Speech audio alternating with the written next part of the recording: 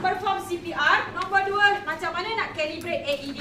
Yang ketiga, bila nak berhenti CPR apa.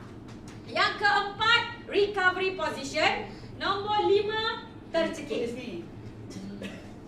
So, ini sahaja 5 soalan yang pertama ni kita akan tanya pagi-pagi.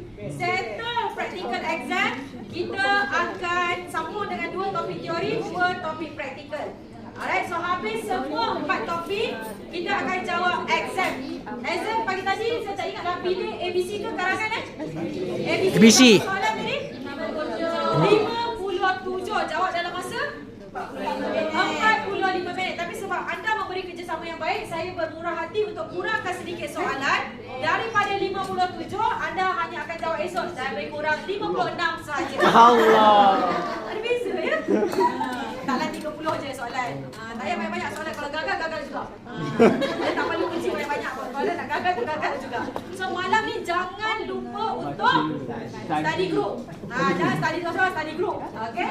So dah settle. Tapi lagi satu tips, kalau nak study dalam buku tu ada bahagian quiz. Quiz tu itulah soalan dia. Bezanya kita tukar dalam ABC. Kalau jumpa maksudnya insyaAllah lulus lah. Kalau jumpa buku surat quiz tu insyaAllah lulus. Siapa yang tak jumpa, 3 jemaat lagi.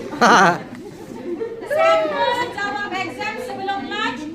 Makan tengah hari kita akan rehat. Tengoklah macam hari ni, kalau sempat macam hari 12.30, 2. Kalau tak sempat 1 sampai 2.30 macam tu kita adjust lah. Kalau nak cepat sikit 2. Tengoklah esok kita bincang So lunch tukar baju buruk. Jadi esok kena bawa sepasang baju dan juga seluar buruk. Tak terkecuali semua kena bawa. Sebab semua akan rasa jadi first aider dan juga mangsa. Cuma kita tak tahu siapa sahaja. Alright. So bawa baju buruk, pakai esok waktu makan tengah hari. Jangan pakai daripada pagi. Saya pun tak selera tengok daripada pagi.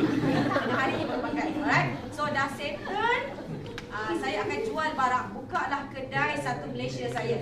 Kedai tu 5 minit sahaja buka. So kita akan total up markah untuk hari ini. Sambung dengan esok sampai lunch.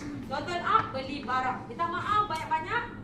Maaf cakap awal-awal, barang memang agak mahal sebab barang saya melalui Selat Hormuz.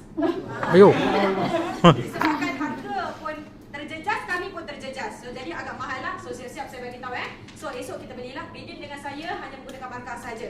Jangan nak kuah-kuah QR Tak ada. Alright, so settle semua, bagi hadiah yang menang dalam proton apa?